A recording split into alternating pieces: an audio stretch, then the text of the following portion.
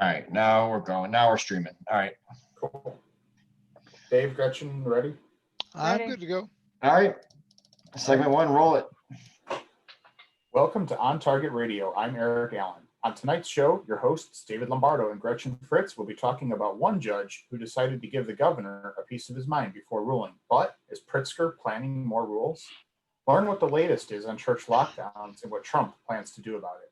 Later, the CDC weighs in on the COVID lockdown debate. We'll talk about some Second Amendment cases and does Biden spell trouble ahead?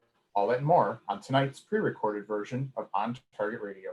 Remember to like our Facebook page, On Target Radio, or watch us on YouTube, On Target Radio, where you can even go back and view archive shows. Well, you know how we're always complaining about how judges are making law from the bench, interpreting law from the bench. This Maynor versus Pritzker, James Maynor apparently owns a tanning salon, from what I can figure out, and this happened in Clay County. But as is true with small businessmen all over the state of Illinois, they're all going bankrupt because of this Pritzker's preventing them from being in business. So Maynard decided to sue the governor, which is has a nice ring to it all by itself.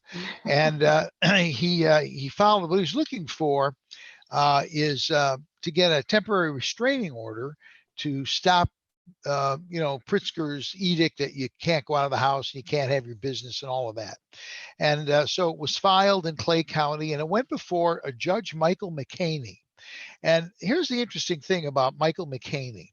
It's particularly interesting because I'm going to read what he said at the end of the hearing when he ruled. Bear in mind that this is a Democratic judge who is making the following statement. So he hears both sides of the thing, and then he says, all right, the court has reviewed the plaintiff's complaint, including attachments prior to today's hearing.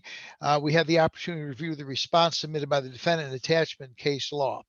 It says, since the inception of this insanity, that's a good start, I thought. The following regulations, rules, or consequences have occurred. I won't get COVID if I get an abortion, but I will get COVID if I get a colonoscopy. Selling pot is essential, but selling goods and services at a family-owned business is not. Pot wasn't even legal, and pot dispensaries didn't even exist in the state until 5 months ago. And in that 5 months, they have become essential, but a family-owned business in existence for 5 generations is not. A family of 6 can pile into the car and drive to Carlisle Lake without contracting COVID. But if they all get in the same boat, they will. We are told that kids rarely contract the virus and sunlight kills it. But summer youth programs, sports programs are canceled. 4 people can drive to the golf course and not get COVID. But if they play in a foursome, they will. If I go to Walmart, I won't get COVID. But if I go to church, I will. Murderers are released from custody while small business owners are threatened with arrest if they have the audacity to attempt to feed their families. These are just a few of the examples of rules, regulations, and consequences that are arbitrary, capricious, and completely devoid of anything even remotely approaching common sense. States attorneys in this state, county, sheriffs, mayors, city councils, and county boards have openly and publicly defied these orders, followed by threats to withhold funding and revocation of necessary licenses and certifications unless they obey. Our economy is shut down because of a flu virus with a 98% plus survival rate. Doctors and experts say different things weekly. The defendant cites models in his opposition. The only thing experts will agree on is that all the models are wrong and some are useful. The Centers for Disease Control now says the virus is not easily spread on surfaces. The defendant in this case orders you to stay home and pronounces that if you leave the state, you're putting people in danger. But his family members travel to Florida and Wisconsin because he deems such travel essential. One initial rationale why the rules don't apply to him is that his family farm had animals that needed being fed. Try selling that argument to farmers who had to slaughter their herds because of disruption in the supply chain. When laws do not apply to those who make them, people are not being governed, they are being ruled. Yeah. Make no mistake, these executive orders are not laws. They are royal decrees. Illinois citizens are not being governed. They are being ruled. The last time I checked, Illinois citizens are also Americans, and Americans don't get ruled. The last time a monarch tried to rule Americans, a shot was fired that was heard around the world. That day led to the birth of a nation consensually governed based upon a document which ensures that on this day, in this, any American courtroom, tyrannical despotism will always lose, and liberty, freedom, and the Constitution will always win. That is a Democratic Woo! judge. Yeah.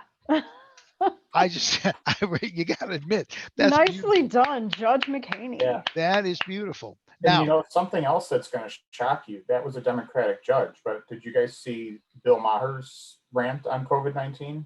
no, A new I one normally now. do not agree with the guy, but once in a while he has a gem of a rant, but he basically had a rant saying almost the same thing, really. citing, why are we still locked down? The truth is being hidden, and, kind of just went on and on about that. And he's basically saying the same thing. They have us scared into washing our hands 50 times a day, and, scared of being around each other. And he's basically saying it's a bunch of crap. Well, the interesting thing so this judge did not give him the restraining order, but said because there was not enough case law, he couldn't. The governor has the power to do this type of thing, but the question is how much. So he said openly on the record, go out, find something else, and bring it back in. I mean, he's chomping at the bit. I find it really amazing that a Democratic governor would do. I'm sorry, Democratic judge would do that. But this is exactly the way the law is supposed to work. We didn't get it, but at the same time, he's saying it's just not right, and you got to dig more. So I found that very interesting. It didn't Well, seem to bother Pritzker a whole lot. He's planning on potentially making more rules. He's looking at expanding things even more. He said he was disappointed that the lawmakers left the Capitol and they didn't make his law. In other words, what he wants them to do is be able to rule to allow citations to businesses, but they didn't pass it. You remember we talked about that some time ago about him. Yeah, he initially asked for rulemaking from JCAR, and Right. there was about 20,000 emails and messages to the members of JCAR, and so and he knew about that. They told him, and they told him that they were not going to be in favor of his rule, and so he withdrew it. But then he wanted the legislators to make it a law instead, Right. which would have been even worse. Yeah. And he is quoted saying they were unwilling to vote on anything like that. They didn't get it done, so we're going to have to look at other mechanisms. This guy is just relentless. But it does strike an interesting chord, because this is the first time since he's become governor that even the Democrat, which the whole legislature is Democratic, has thumbed their nose at him. They basically said, no, we're not going that far, which that I found refreshing. Now, what he has said, he's also said he's eyeing extending his orders that expire at the end of the month. But the governor's orders have been challenged by state representatives of individual business owners across the state. So the question becomes whether or not it's really going to happen. But he wants to extend it more. This is about, number one, trying to discredit Trump. But the interesting thing is, the more they do this, the more Trump's ratings go up. Yeah. I also like that. So Pritzker wanted the Darren Bailey case moved from Clay County to the federal court. Yeah. And the Department of Justice said Bailey's case should be heard in Illinois courts, and there's a strong case that the governor exceeded his authority. So the DOJ has already said, not a final opinion, but an opinion that Pritzker probably has exceeded his authority. What I don't understand, what no one can explain to me is, I mean, I understand that either he thinks this is the right thing to do if you believe that he really has our best interest in mind, or it's a power grab and he's just trying to grab as much power as he can as long as he can. But Indiana's open essentially. Yeah. More or less. I mean, there's still a lot of restrictions, and it seems like there's some gray areas, but there are essentially open. And Wisconsin just threw the doors open because the Wisconsin Supreme Court said their governor had exceeded his authority and couldn't go past 30 days. Yay, Wisconsin. And so the dominoes are falling all around Pritzker. I don't understand how he thinks that the results are going to be markedly different in Illinois. Okay. Let's face it, he doesn't have looks to go on. I mean, neither do I, but he certainly doesn't have looks to go on. So I think it's really a power thing for him. I think his wife's like, oh, JB, you're so powerful, telling those people what to do. Oh, you're so hot and powerful. And when that goes away. That sounded really dirty when you said it, Eric. It was kind of the intent, right? Okay, just checking. It is interesting because in the very beginning, he's good at acting, I guess. I mean, he looked very sincere, and he was said he's very reluctant to do the things he had to do, and it was believable until his wife takes off and goes to Florida, and when nobody else can. We got to take a break. When we come back, we're going to talk about Trump is going to override the church opening things. So all that and more when we return with On Target Radio, and you're listening to AM 560, The Answer. The clock came up at I know. Don't cut my sexy JB Pritzker part out. It's fine. I was wondering. I'm leaving that in. I was wondering where we were. I'm like, I Yeah. have no frame of reference. My fault again. I don't want to leave it up because of YouTube. Yeah. Well, I appreciate. I don't care about YouTube. I don't want to see it the whole time, so I appreciate that. But I would like to see it a little quicker than zero. Stop. You're a pro at figuring this out, all right? Hey, you know what you could do? You could take one of those screens behind you and put the clock on that. I in fact did. Oh, you mean him? Yeah. Because I had a timer on one of my screens, but I kept forgetting to start the timer. So it's not just me. All right, I'm good. No. All right. Hey, at this point, if this is the worst problem we have this week, I'm good. So far, so good. Yeah. So Gretchen, you got two. You want me to set it up, or do you want to bring it in? Yeah, you can set it up. Okay. I'll just set it up with I'll start with the Ninth Circuit Court thing. I'll just mention that. You can take over. Okay. So I guess we're ready whenever you are. Segment 2, ready to rock and roll. Come on. More technical issues? No, it's just stupidity. Go ahead. And we're back with more On Target Radio.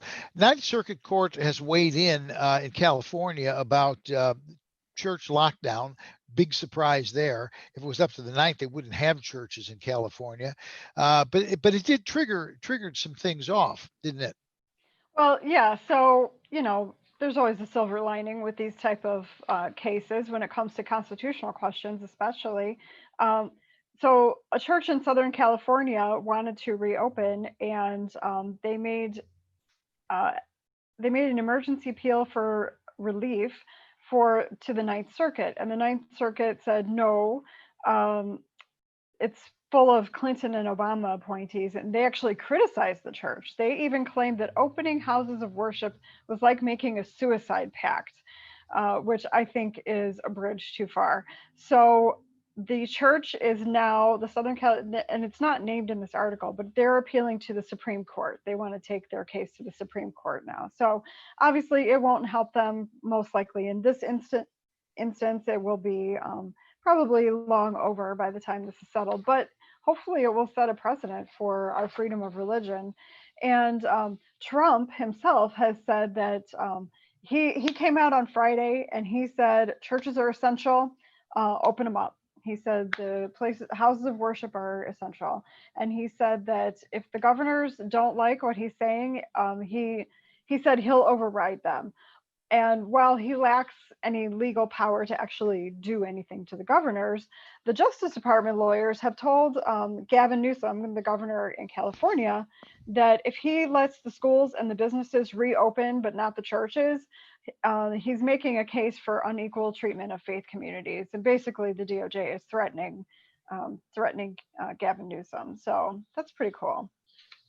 It's interesting. I always hark back to Donald Trump. Before becoming president, he's a Democrat. He supported Planned Parenthood. I mean, he did all of the things that conservatives despise. That we Not hate. all, Yeah.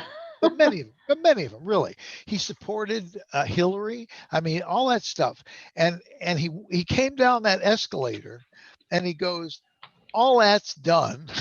We didn't exactly say that, but he said, essentially, he goes, "All that's the past. It's not good for the country, and I'm going to do X, Y, and Z." He's a big supporter of religion. He's a big supporter of the Second Amendment. I mean, it's astounding. It makes you wonder who the real Donald Trump was. Was the real Donald Trump the Democrat? Because you couldn't possibly become a multi-billionaire in building stuff in New York City and be Right. a conservative.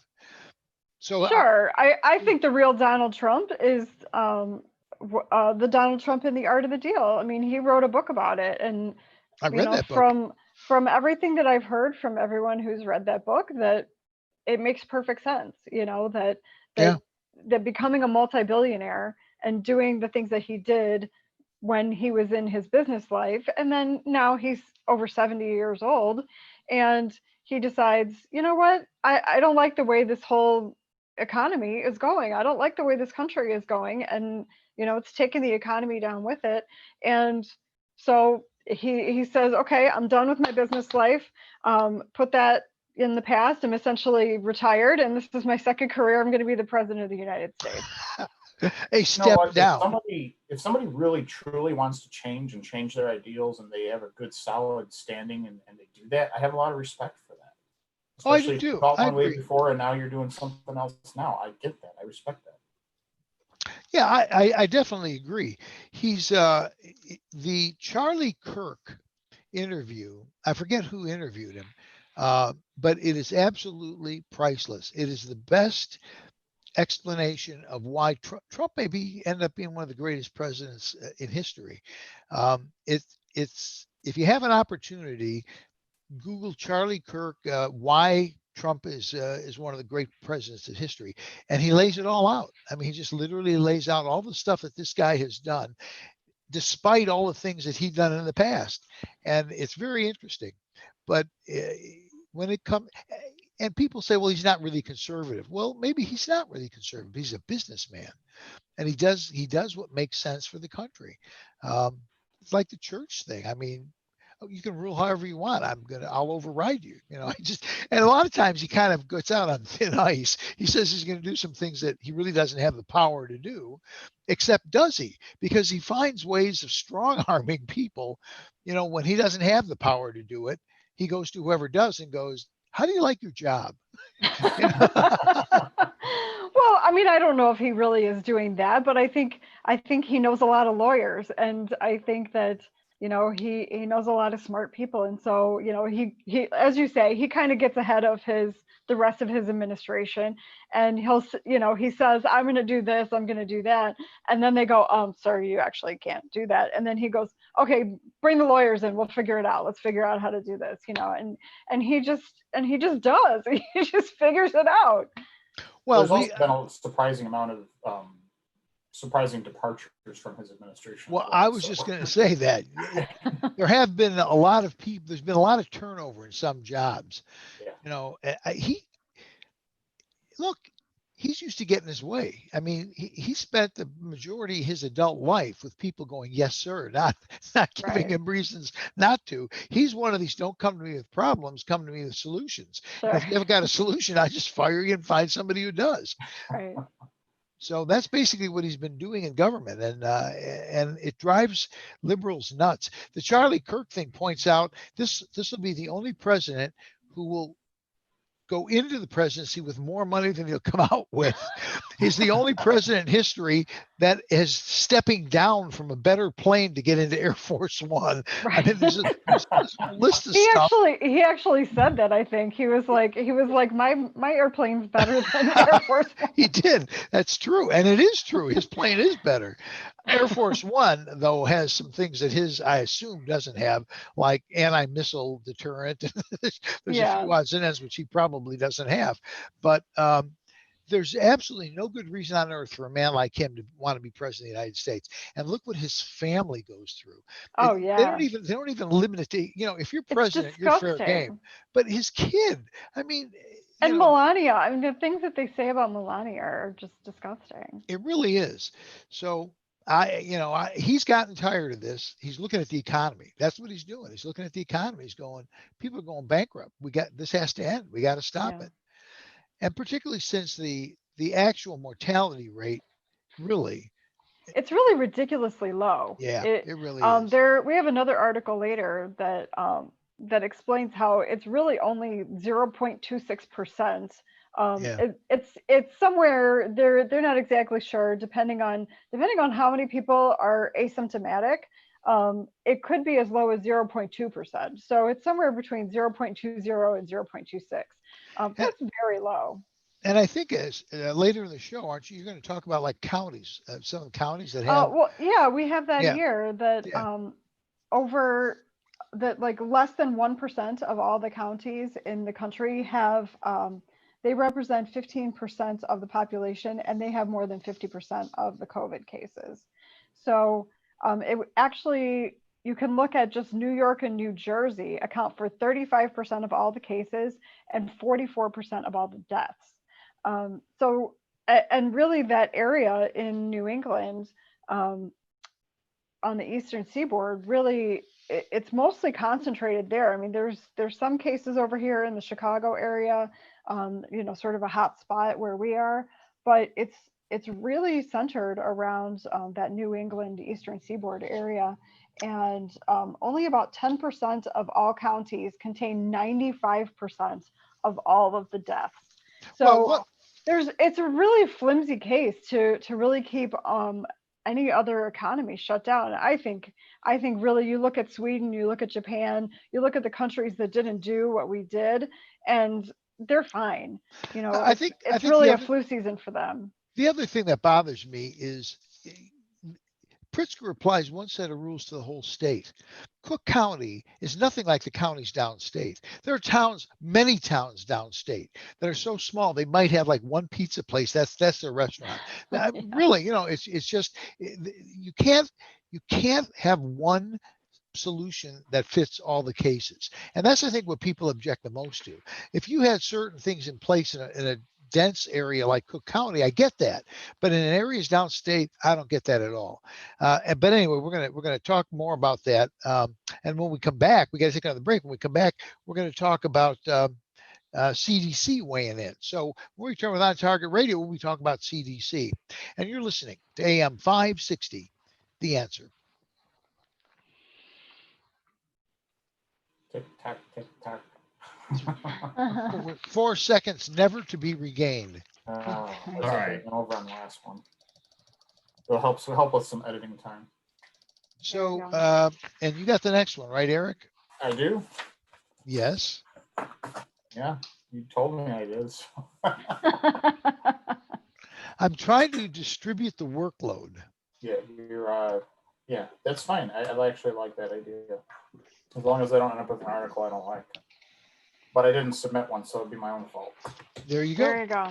See, I knew and I could. Actually, if I was going to submit one, it probably would have been this one because I was getting ready to send it to you, and then something else got in my way, and I didn't end up doing it. So. Is the mask business over? Yeah, probably for the most part. I haven't gotten any new orders or anything, unfortunately. I'm just wondering if you can't make that a product, just sell it. I mean, we still could, but I don't know anybody that would buy them now that the PPE's out there and they're changing those masks out every day. There's really no need for them. No, but I think there's a lot of places that have learned a lesson about having stuff in stock. Yeah, definitely. Yeah. And there was a very, very hot demand for them at one point in time. Yeah. But trying to figure out something else to do with them, even the ear savers are not as hot of a product as hockey masks. Yeah, maybe hockey masks or Halloween masks or maybe we could do a coronavirus little stamp on it or you could dress up as the coronavirus for Halloween. Could you get black plastic and make them out of black plastic and it could be like a Bane Halloween costume? There you go. Or maybe I could just make face coverings out of them because they're about as effective as masks are. There All right. you Are we ready to go? We're ready. We are. It's all up to you. You want to bring it back, Eric, or I can bring it back. you got it? All right. And we're back with more On Target Radio. And we're ready to drop a bombshell here, or at least the CDC is. So, we've been under lockdown for how many weeks now? It's been 8, 9, I lost count somewhere. It's But over over the 2 span of months. It's like 10 weeks. right. Yeah. 10 months. So over the span of just a few days, the actually entire COVID narrative has, virtually collapsed. And this is actually all news from the CDC. So, we still don't have enough testing regarding antibodies and things like that, but they're actually thinking that the recovery numbers are higher than we've been told. Now we're actually told that this virus is not spread mostly through surfaces, which we were told before. And everybody's going around wearing their gloves and, touching their face with their glove and their phone with their glove and their cart with their glove and throwing the gloves on the floor and all this. So now So nasty. If it doesn't fit, you have to. If it doesn't fit, you have to vote to quit. You Right? have to quit. That's what I was going to say. If it doesn't fit, you must have quit. So, Georgia, Florida reopened. There was supposed to be a whole graveyard of deaths out there, and that didn't happen, right? While all this is happening, all these small businesses are going under. Big retail giants like even Pier 1 has filed for bankruptcy protection. And then the CDC even goes out to say that you're more likely to wind up 6 feet under because of almost anything else other than COVID-19. Anything else is likely to kill you other than COVID-19. So they're saying, the actual rate is probably like Gretchen mentioned earlier, 0.26%. That's 0.26%. And then So about a fourth of a percent.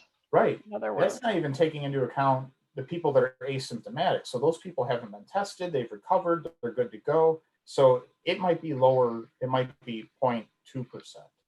The World Health Organization is, promoting that, it's still 3.4%, we still have to be locked down. So, it becomes a kind of a game like, when should we roll the dice? Is it better to be safe than sorry? But at this point, even Fauci, who we've reported on in previous episodes, has said, I don't want people to think that any of us feel that staying locked down for a prolonged period of time is the way to go. And I think that's absolutely right. So there are some things we don't know about the virus. That's right. That's true. I mean, we don't know if it was man-made or not. We don't know how it, exactly what it does. We're still learning things about it. But, they've went on to say that keeping people inside because you don't know some stuff about a disease isn't sufficient to keep people inside. We've flattened the curve. We've actually, reduced the curve. It's on a downward curve. So it's time to reopen. Well, even Pritzker, I think it was today. I saw it today. It might have come out yesterday, but Pritzker was doing a presser, and he had one of his staff. He walked away from the podium when was asked the question, and one of his staff members came up and explained again, like CDC did. Well, the numbers are, if you come in and you are dying of some disease, whatever it is, cancer or something, and you're on your last legs and you expire in the hospital, they test you for this. And if you have it, we report it as that. They're still doing it. They're inflating the numbers. Yeah. And they, right? Yeah, exactly. Definitely. They're acknowledging, we're not saying the person died from COVID. We're saying they died with COVID. Exactly. It's just, if that's not sleight of hand, I don't know what is. It's just from interesting. What's the difference? Well, exactly. Well, I'll tell you the difference is there are a lot of people who get really seriously worked up about this if you say that, because they go, oh, you're misrepresenting it. This is the worst thing to hit the earth. This is, you know what? I just saw it, and you, Gretchen, you may have, who knows, you probably put it up. Every time I say I just saw something, you go, I put it on Facebook. But the thing about the list of, if you were born in, I think 1910 or something like that, I can't remember, something like that. This is what you lived through. they're talking about we have such hard times. You lived through World War I, which was a huge slaughtering field. Then you went to World War II, and then there was a pandemic. There was I can't remember what it was. It was something or other. People have been resilient. We've survived stuff for a long time. They've politicized this. They've intentionally politicized this thing just to tick people off and to get people to think that only the government can solve our problem. Listen, it's like saying somebody, that died that had COVID is a COVID death. It's like saying what they're going to start doing now probably is, if you die and they find out you were a gun owner, it's a gun death, right? It's basically absolutely another gun-related death. Absolutely. Right. I find it interesting. It just goes back to, I think, of this judge who's just read Pritzker the Riot Act, even though he's a Democrat, just read him the Riot Act. People are getting fed up with this. Now, all of the conservatives have been fed up with it. I think that also goes back to what we've said before about, 50 years ago, the people who were Democrats 50 years ago, they wouldn't recognize today's Democrats. No, not I at mean, all. they were like, I don't want to be on a party with them, and so, maybe this judge he's more of an old school Democrat. Well, I think you're probably right. It's if Kennedy were alive today, he'd be a Republican. He'd be a moderate Republican. Yeah. But it's true. Anyway, we got to take a break. And when we return, we're going to talk about, COVID more and the lockdown, all that and more. When we return with On Target Radio. You're listening to AM 560, The Answer. That one snuck up on me. That's your own fault. I was. Yeah, it was. I looked up and I went, oh, shit. Okay. You're fine. All right. So, I'm next. I was going to say, actually, you did the wrong tease. We're actually going to talk about guns. You're right. I was, I grasped at straws and I picked the wrong one. Yeah. So I've got this one. I think we lost Eric though. Say what? No, he's here. I'm here. Don't you see me? What? I don't know what you're talking about. Oh, I'm here. I'm logging in at my work computer to this meeting because I want to record it there. So I have to start doing recordings tomorrow in my home, in my studio office. I just saw connecting your audio in Salem at the bottom. Yeah. Do you still see me? You still hear me? I didn't see your smiling face under mine. Everything just sort of shifted. Yeah, I'm gonna kill that in a second as soon as I get audio. Okay. Video. All right. So that's gone. I'm doing testing. That's fine. So no problem.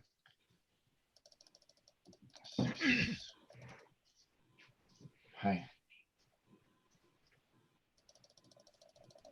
The time going up so slowly makes me think of putting, quarters into a Chicago parking meter. Joliet too. Every time, no better. Every time I see your photo in here, your display, that it looks like a row of caskets behind you. I mean, for really fat guys, but caskets nonetheless. Pritzker caskets? Yeah, they're Pritzker caskets. I don't think he'd fit in one, unfortunately. They're probably too long and not wide enough. He's not very tall. No, he's not. Not very tall. Did I show you the picture of him with the women who got elected to the county board the last time? Yes, you did. Yeah. He made them look good. Yeah, which is hard to do in that case. You're not waiting on me, are you? I am. We're not sure what we're waiting for. All right, go for it. You good? Yes, please. And we're back with more On Target Radio. Anti-gun people call pro-gun people paranoid.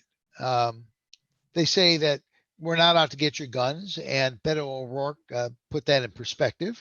I thought that was funny when he goes, hell yes, we're coming after your guns. And 24 hours later, he was no longer presidential candidate. When a Texan says that, that's a really stupid move.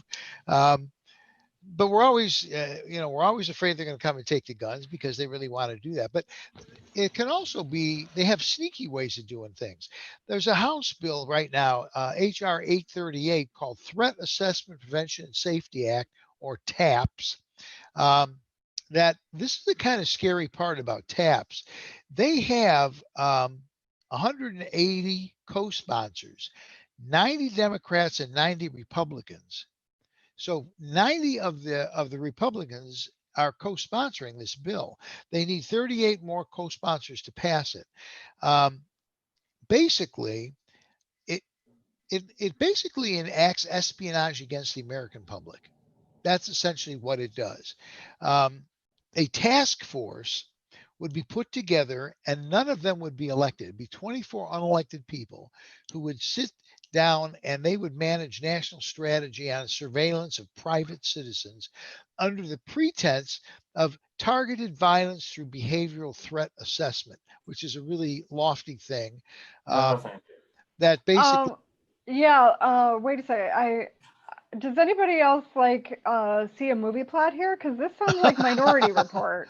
oh wait, I don't I'm need reading a task movie review. force. I'm I don't need reading a a movie task review. force to tell me, that I can have privacy. I mean, I think that's something that I'm granted, and I don't need the task force to make sure that happens. And in this case, I'm pretty sure it means it's not going to happen. That's funny because they don't really care what you need. Yeah. Are you on the Yeah, task? that's you a one of those completely people? separate issue. Yes, what you need is really not relevant in this big picture. And the best part of this whole thing is there's money. If they do this, there's money set aside for a snitch program.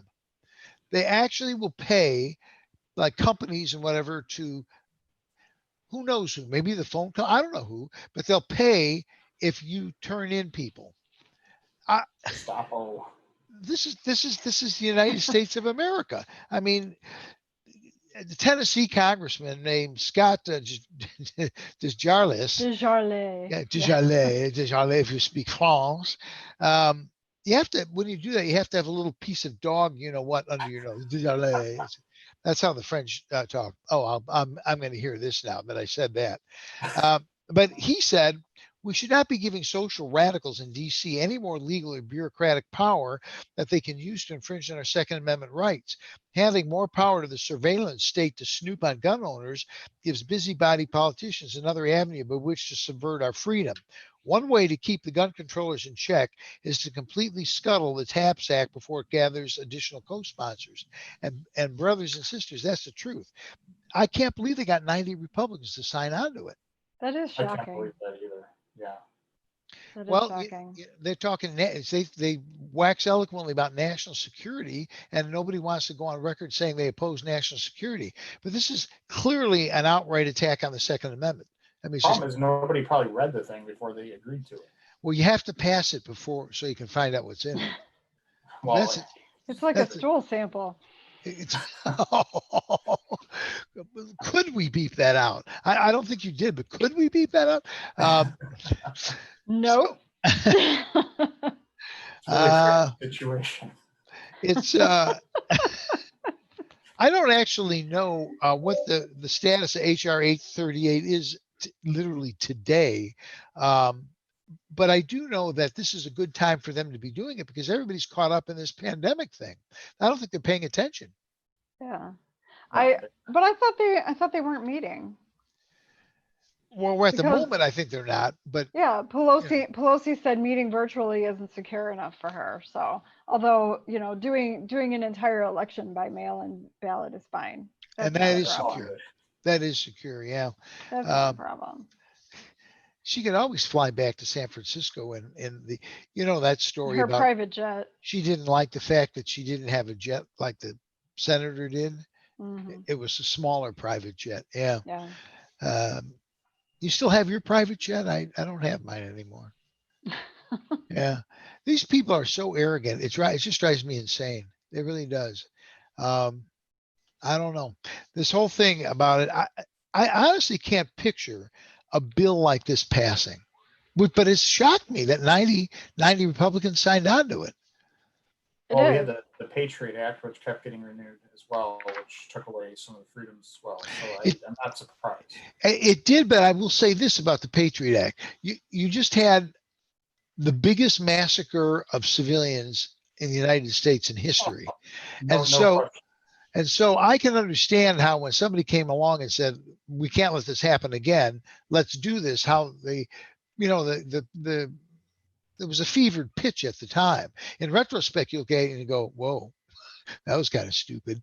But I get it. But this is over flu, basically. And the country's gone insane. They've ginned it up. They've whipped it up to make it a big deal. But this doesn't have anything to do with it. I mean, this is just Big Brother, and it's just looking at. I mean, I assume they're talking about violence of various kinds and how to prevent it, which we're just religion and psychology are in the business of preventing violence, not the government. I mean, it's a completely ridiculous proposition. Yep. I got to take another break. When we come back with more on Target Radio, we're going to talk about former Obama economist, talking to Biden, all that and more on AM 560, The Answer. How was that? Good. Hope you can make me sound better on that one, Eric, because I sounded like a bumbling idiot. Okay, It last didn't one. stick out to me as being anything weird, but I'll look at it. Yeah, I was like stammering. And the last one is yours, Gretchen. Okay. Of them having to go outside to get their daily meals. That's me. Hold on. I was wondering what that. I think your audio connected. No, I did that. I didn't want to do it during segment for that reason. I was waiting.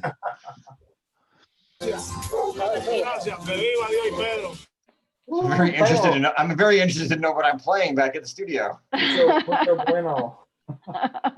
Hey, there's some Mexican food tonight now. Yeah, really. There's such a line the other night, I couldn't get any. I was ticked off. Dang it. We were going to talk about. I saw a new place by me that sounds good. It's called Barrio 2, El Barrio 2. I'm like, that sounds good. I'm trying to. There's a two. I mean, it's got to be good. I mean, well, there's that, and also El Barrio is like the Hispanic ghetto. So it's like no, I mean, like dive places usually are the best because they have to have good food because they don't have good ambiance. They're maybe not in a great neighborhood, so they usually have the best food. So right now it's a big empty room full of chairs and tables. Yeah. When do restaurants come back? End of the month? I haven't heard when they can open up. They're allowed to do outdoor dining starting Friday. We need to go to the Italian restaurant on 59. Yeah. If you can get in. Yeah, I was gonna say we should discuss today where we want to go for dinner on Friday and see if we can make a reservation. Or just get there when they open. No, we're gonna have to make a reservation. A lot of places I heard on taking reservations. Oh, really? Yeah. I don't know if that's true for have to everyone. wait in line. Yeah. Eric, are you good? I am. Okay. Go for it. Gresham, it's up to you. And you got to watch the clock because you're going to have to pass it off to Eric 1 to close. Right. Well, I don't think this will take very long. I'm Eric 1. We're going to have That's to. what I just said. Well, you're only 2 because he's 1 on the show. 1. Yeah. Everybody knows you're the supreme being. That finger. Right. Yeah, I don't think this is going to take very long. I'm trying to find the guy's No, name. Okay. it'll take 4 minutes and 35 seconds. Oh, I was gonna say get your responses ready because we're gonna have to vamp and bullshit to fill up the segment. Well, that'll be. No, we never done that before. No.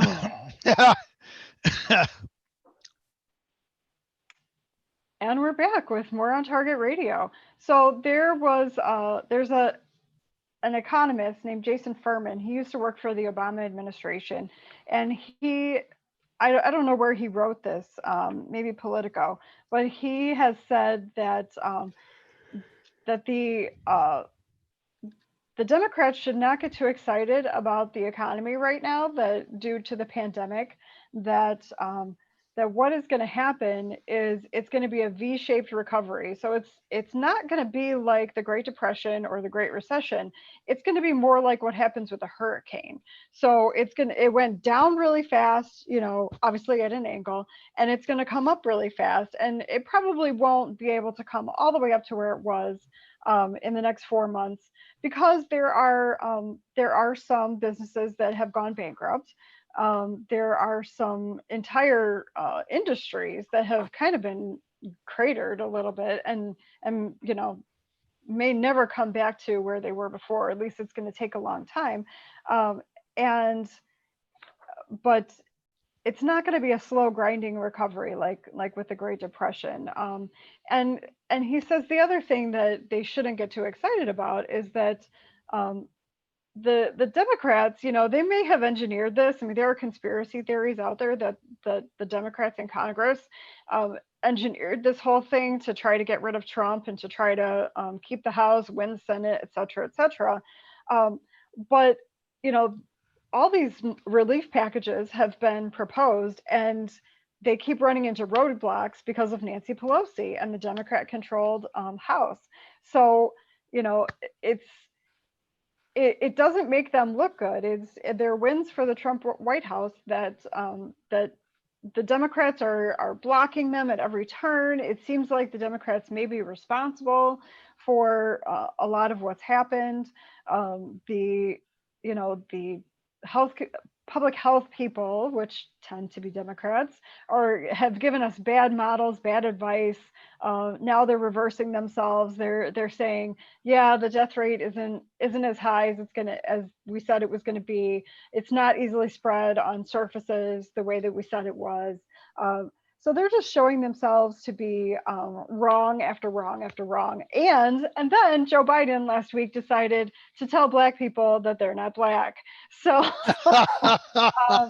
the Democrats just, if it wasn't for bad luck, they'd have no luck at all. And they just cannot get their crap together. And he's telling them that don't get your hopes up that this is going to work in your favor. Trump's probably still going to win. Well, the interesting thing is, I think this is going to be like a slingshot. Look, just 5 minutes ago, we're saying, where are we going to go on the first day that the restaurants are open? We're already trying to figure out where to go. You think we're the only two people in Illinois that are doing that? No. They're going to take, listen, if you stand in the doorway of a business that's currently closed on the day they open, you will be trampled to death if you don't get out of the way. People have such pent up, I got to go and do something, that it's going to come back roaring. I know it is. Well, even Poopy's biker bar in Carroll County, defied the governor's order, and they decided they were going to open. And I saw some videos and pictures from that opening they had. It was crazy packed, and I heard that's not even normally as packed as they get, but there was a lot of people there. No masks, no social distancing. Everybody came out to support them. I think that was great. That's what happened in Wisconsin too. When they threw the doors open, everybody was like, "Yeah!" Exactly. Ripping off their masks, running into the places. Yeah, Jason Furman says, if Trump has any ability to do nuance, he would say, "We are not there yet. Reelect me to finish the job." I thought that was funny. Yeah, I mean, it's time to get back to it. We got to get rid of the masks. They don't really work. People are touching them, leaving them all over the place. Dave's waving his hands all over. I see the clock, guys. I know. Anyway, we'd like to thank you for listening to On Target Radio tonight, and be sure to listen next week when we'll be back with more red meat issues that affect your life. You're 1 second late. No, I wasn't. You can make it work. It's zero. It's like 0. It kind of goes down. You get those tenths of a second in there, and when it flashes. If you're on a sentence that's at the end of a paragraph, I'm comfortable. But when you start a new paragraph, I start to break out in a cold sweat. I was filling in until I got down to 0. He was vamping. Well aware. Yeah. Absolutely vamping. He knows what he's doing. This is not. I know how to read numbers. I know how to look at a computer screen. He knows how countdown clocks work. Cool. I think that's it, Eric. I think you're right. Okay. So thank you. We will thank you. We will best of next week, and then we'll talk to you the week after. We'll communicate to you what's going on. Sounds good. Thank you. Thank you. See you. Bye. Bye.